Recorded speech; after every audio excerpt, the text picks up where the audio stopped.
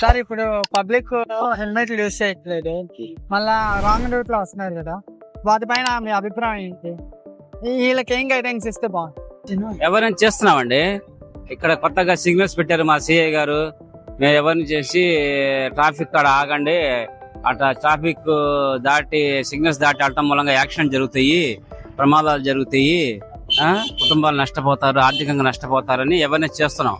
students కూడా helmet పెట్టుకోండి, జరగడానికి హై స్పీడ్ వెళ్ళొద్దు, జరగడానికి జరిగితే